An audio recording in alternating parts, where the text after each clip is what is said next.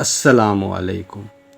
حضرت شاہ عبدالعزیز دہلوی رحمۃ اللہ علیہ کے زمانے میں ایک ہندو پنڈت نے ایک اعلان کیا کہ ہندو مذہب سچا مذہب ہے اور اسلام جھوٹا مذہب ہے، اور دلیل اس نے یہ پیش کی کہ ہمارا فلاں مندر جو 2000 سال سے بنا ہوا ہے آج تک بالکل صحیح سالم ہے۔ اس کی دیواریں، کھڑکیاں، دروازے، گرد سب کچھ ویسے کا ویسا آج تک اپنی اصلی حالت میں موجود ہے، جبکہ مسلمانوں کی مساجد 1 سال بھی نہیں گزرتا کہ رنگ روغن، در و دیوار، دروازے، کھڑکیاں سب کچھ خراب ہونا شروع ہو جاتے ہیں۔ لہٰذا یہ اس بات کی دلیل ہے کہ اسلام مٹنے والا ہے اور ہندو مت باقی رہنے والا ہے۔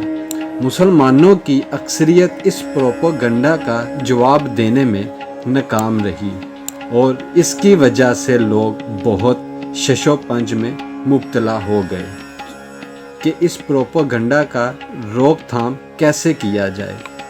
ایسے میں حضرت شاہ عبدالعزیز دہلوی رحمۃ اللہ علیہ آگے آئے اور اس نے اعلان کیا کہ اس کا جواب میں دوں گا۔ پنڈت نے کہا، کیا جواب ہے؟ حضرت نے کہا کہ ایسے نہیں، اسی مندر کے دروازے پر جواب دوں گا۔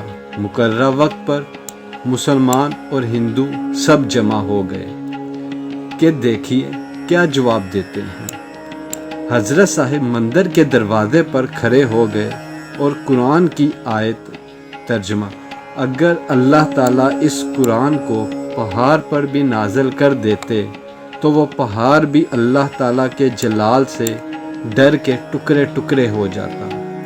آپ آیت پڑھتے جاتے اور مندر کے در و دیوار، دروازوں کی طرف انگلی سے اشارہ کرتے جاتے۔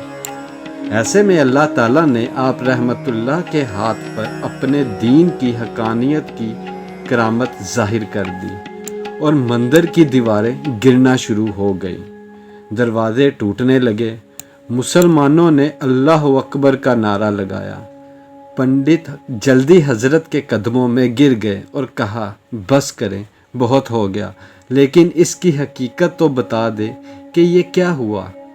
آپ نے فرمایا، اللہ تعالیٰ قرآن میں فرماتا ہے کہ قرآن اگر پہاڑ پر نازل کر دیتے تو وہ بھی اپنی جگہ نہیں ٹھہر سکتا، پھر اس مندر کی کیا مجال ہے، یہ اپنی جگہ پر کھڑا رہتا۔ یہ تو مسجد کی عظمت ہے کہ اس میں روزانہ قرآن پڑھا جاتا ہے، پھر بھی اپنی جگہ پر کھڑا رہتا ہے۔ تفسیر عزیزی صفحہ نمبر 179۔ جزاک اللہ۔